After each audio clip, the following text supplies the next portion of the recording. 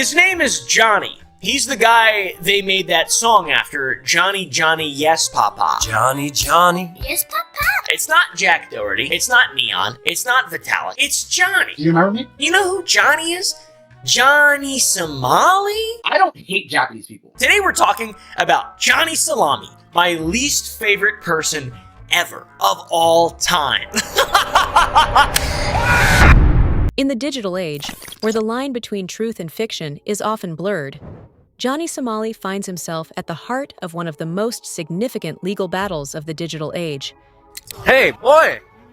Hey, boy! You crazy boy? Hey? Known for his controversial online persona, Somali's reputation took a massive hit when deepfake videos began circulating online. These AI-generated videos showed him allegedly doing things he never did, damaging his personal and professional reputation. As Somali's legal team fights back, they're not just defending an individual, but also taking a stand against a growing technological threat that affects anyone with a digital footprint. Deepfake technology, which uses AI to manipulate video and audio to create convincing fakes, has become an increasingly common tool for malicious actors. What was once used for harmless entertainment is now a weapon for defamation, misinformation, and online harassment. So what do you want to talk about? Slang or not? Like, niggas gonna come up to me, bro, why you being racist to other people in other countries? Johnny Somali's case brings to light how damaging these creations can be, both for the individual targeted and for society at large. Okay, forget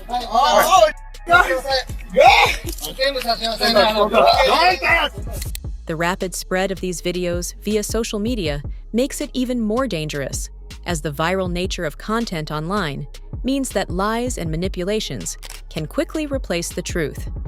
But that's not all.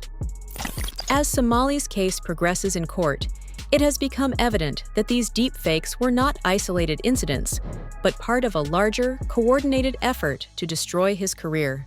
But unfortunately, yeah, it's not the case. He was not killed. However, he does have his trial date set.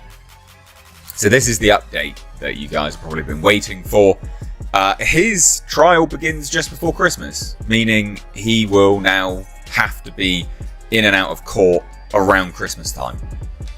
Investigations have revealed that the creators of these deepfakes were organized, using various platforms to ensure the videos reached a massive audience. The scope of the attack became apparent when Somali's legal team uncovered multiple instances of similar deepfake content being distributed. This wasn't just a personal attack. It was an orchestrated attempt to defame Somali at a global scale.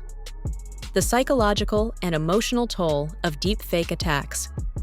Johnny Somali's legal case highlights the immense psychological and emotional toll that deepfake attacks can have on their victims.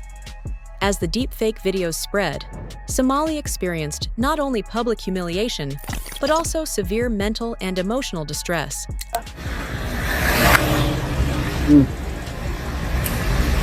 What is evidence? Just the one chance, okay?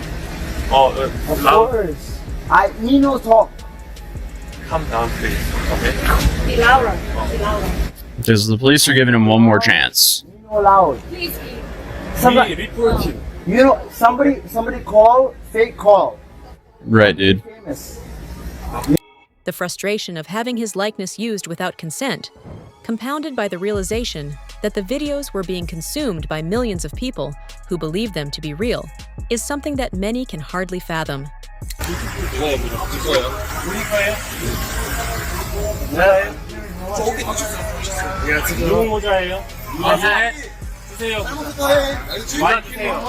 These deepfakes were not simple pranks. They were malicious attempts to ruin his credibility and disrupt his life. For many victims of deepfake attacks, the effects go far beyond just public embarrassment. In Somali's case, the emotional damage has been profound.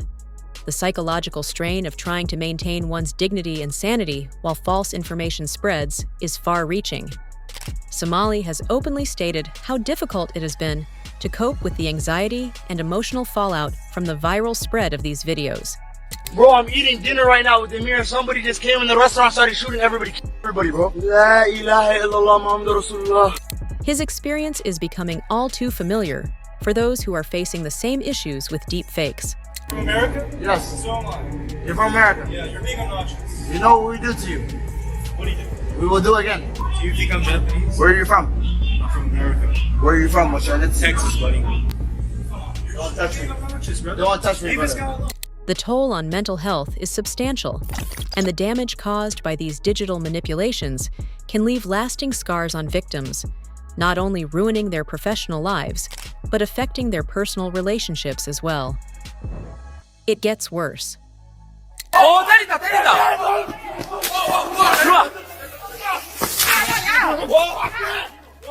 The issue with deepfakes is not just about the immediate harm caused to one individual.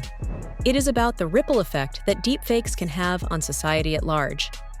Somali's case isn't just one person being affected by a fake video. This technology is advancing at such a pace that entire communities and even political landscapes are at risk. Deepfakes have already been used to interfere in elections, manipulate public opinion, and create confusion. The technology's implications go far beyond personal defamation, highlighting the potential for widespread damage. Legal frameworks struggling to keep up with technological advancements. As deepfake technology continues to grow more sophisticated, the existing legal frameworks are increasingly struggling to keep pace with the rapid advancements in digital manipulation. The legal system, which was originally designed to address tangible, real-world crimes and defamation, was never fully equipped to deal with the complexities of AI-generated content. Traditional defamation laws, which generally focus on false statements made by individuals or organizations that harm a person's reputation, are not suitable for handling the intricate, nuanced, and often far-reaching nature of deepfake videos. These AI-generated fakes can distort reality in such a convincing manner that they are not just mere fabrications. They are highly convincing digital representations that can have devastating consequences for the person being targeted. Deepfakes are particularly challenging for the legal system because they involve not just defamation, but also issues of consent, privacy violations, and intellectual property rights. The fact that deepfakes can be created by anyone with access to the right technology, often without the knowledge or consent of the person depicted, adds another layer of complexity to legal proceedings. Thank God. Shout out Kim Jong-un, shout out Pyongyang. I'm gonna tell y'all one thing. The reason why I respect North Korea is because they're dystopian. They are a, fascist place, but they don't lie about it. South Korea is just as fascist. You just lie about it. I touched the statue, so you guys are trying to silence me, murder me, and then jail me. So, I might as well be in North Korea. You're in the wilderness. No, dying. Live. Somali's case is now being seen as the first major test of how effectively current laws can protect individuals from this new form of digital harassment. As the first high-profile case to challenge the legal boundaries of deepfake technology, it could serve as a pivotal moment in shaping how the courts handle this emerging issue. The outcome of this case may influence future legal decisions regarding the regulation of AI-generated content, setting a precedent for how we address the intersection of law, technology, and personal privacy in a world where digital manipulation is becoming more prevalent. The legal team representing Somali is fighting for more than just justice in his personal case. They are pushing for legal reforms that would set a precedent for how deepfake cases should be handled moving forward. As more people become victims of deepfakes, the need for clear laws on digital manipulation grows stronger. Yo. Oh my God. Oh my God. Somali's case could be a crucial turning point in the legal battle against deepfakes, helping to create a framework for how these cases should be adjudicated. But the challenge lies in determining the scope of responsibility. Who should be held accountable when deepfake videos spread? Those who create them, the platforms that host them, or both?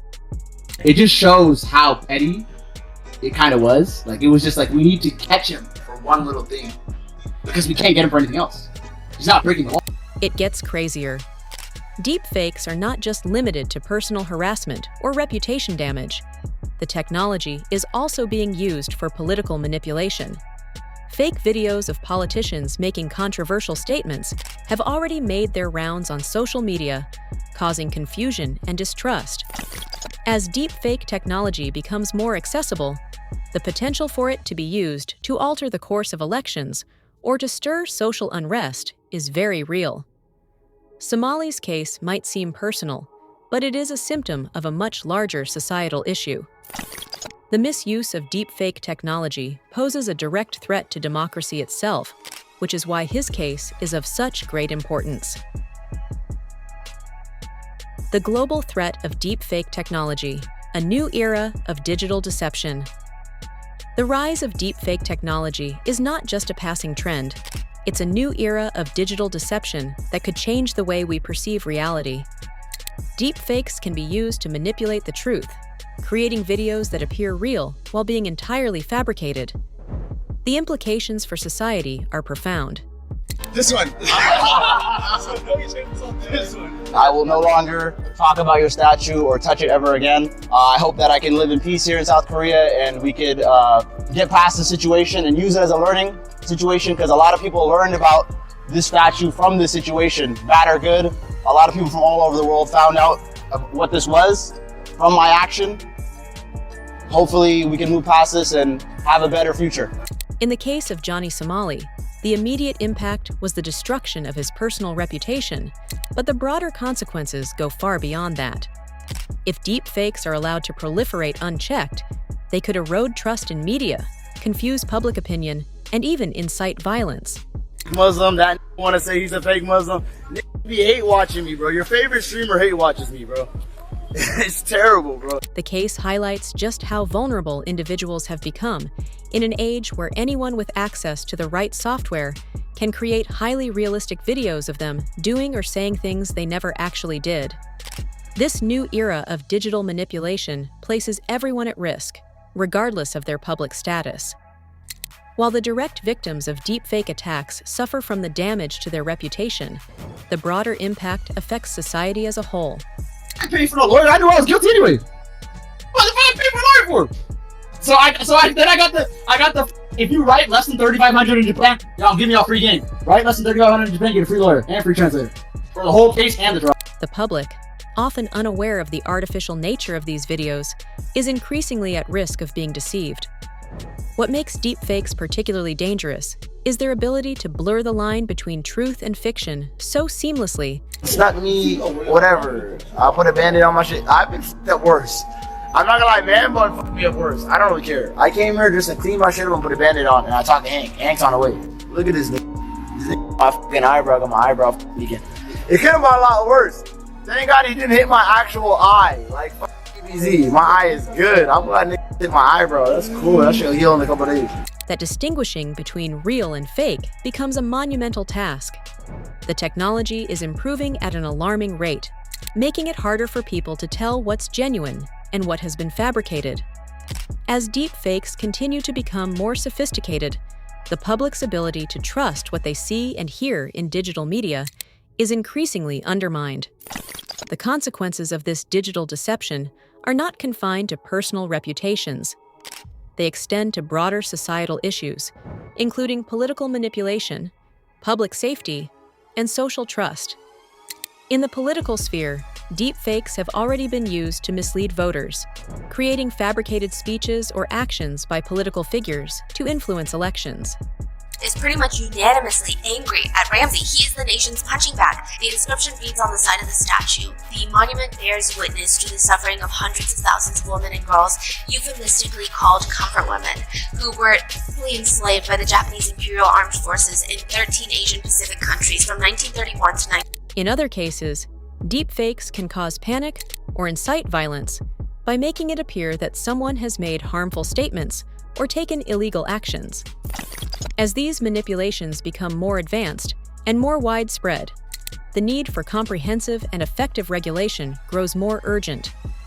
Governments, tech companies, and lawmakers are under mounting pressure to address the growing threat posed by deepfakes. The legal system must evolve to create safeguards to protect both individuals and society from the harms of this rapidly advancing technology, and to preserve the integrity of information in an increasingly digital world. Because it looks like he has no agenda, like he has no anti-Korean agenda, I think that's the only thing keeping him alive in Korea right now, honestly. Because he's insulting Korea, but because he just came out of Japan as well, and he got a travel ban for insulting the Japanese, and especially since he was insulting one of the key monuments of Korean expression of independence against Japanese colonial rule, the fact that he was jailed in Japan for insulting Japanese people, I think is the only thing keeping him alive in Korea. Otherwise, guns or no guns, there would be no more Jamal Jian. The reason this is happening is that deepfake technology is advancing at an unprecedented rate. What was once a complex and expensive process is now available to anyone with the right software and enough time. The barriers to creating deepfake videos are shrinking, and this ease of access is driving the rise in their use. At the same time, social media platforms and video hosting sites are struggling to keep up with the sheer volume of deepfake content being uploaded.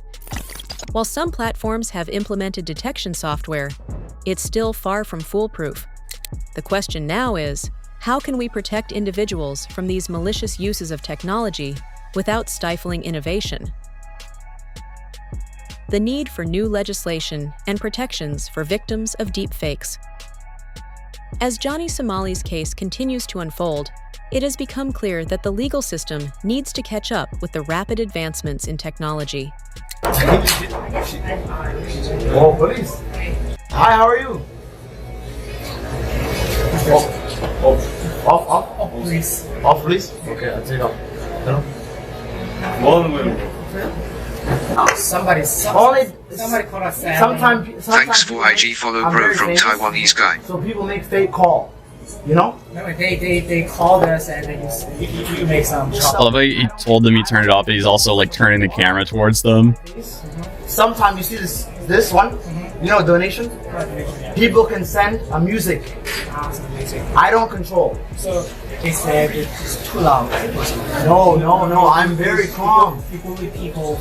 Never bully. Can you speak to? I don't know what this means. Just write it down. My YouTube name? Yeah. And God, just be careful. Somebody called us. Okay, but people try to waste their time. They try to make fake calls. I never touch nobody. I never hurt nobody. No problem. Thank you so much. Thank you so much, sir. Thank you. Have a good lunch. Thank you so much. I do. Thank you. Even though, I'll see how I win that. Legal experts agree that the current laws are insufficient to deal with the dangers posed by deepfakes. Somali's legal team is pushing for legislation that would specifically target the creators and distributors of deepfake content, holding them accountable for the harm they cause. This new law would not only protect individuals like Somali from public defamation, but would also create a legal precedent for handling future deepfake cases. The key challenge will be balancing the need for regulation with the right to free expression. While it is crucial to hold malicious actors accountable, it is equally important to ensure that the law does not infringe on free speech or stifle creativity. They're like, he has been arrested at this point in time. So Johnny Somali right now, has been recently arrested within the country of South Korea and the reason why, it's not for like being disrespectful or anything like that. It's actually for drug use. That's right. So he got arrested for drug use, and in a lot of Asian countries, they take a lot of their laws. Like I know in Japan as well, they take like stuff like drug use extremely seriously. And you can face apparently he's facing up to 10 years in jail. As the debate over how to regulate deepfakes continues, Somali's case may serve as a template for future legal efforts to combat this growing problem. The issue, however, remains complex, as the technology behind deepfakes will continue to evolve and challenge existing legal frameworks. But listen to this. He translated everything in the police station. The police were like, this is the dumbest ever. We have to do the paperwork. It's nothing. Some guy's claiming allegedly you got fish juice on him. It's no proof. There's no evidence. There's no nothing. So just go. And honestly, you know, the detective just called me right now. He said, bro, I see you're on the news about kissing the statue. If any reporter... If we don't act now, deepfake technology will continue to grow unchecked, potentially altering the fabric of our society. The time to address this issue is now, and the outcome of Johnny Somali's case could very well determine how we approach the regulation of digital content in the future. Stay updated on Johnny Somali's legal battle. Subscribe now. The case of Johnny Somali and the rise of deepfake technology represents a crucial moment in our digital age. If you want to stay informed about the latest developments in this groundbreaking case, don't miss out. Subscribe to our newsletter for the latest updates and expert analysis. Be part of the conversation about how we can protect individuals from the dangers of digital manipulation and secure a safer, more transparent future for everyone online.